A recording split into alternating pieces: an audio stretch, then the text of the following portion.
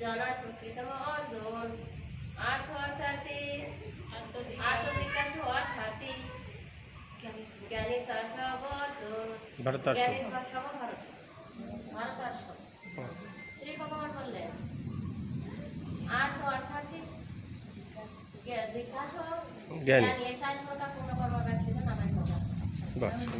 ওম নমো ভগবতে বাসুদেবায়। শ্রীমদ্ ভগবদ গীতা সপ্তম অধ্যায় জ্ঞান বিজ্ঞানী ভগবান উপাস 16 নম্বর শ্লোক।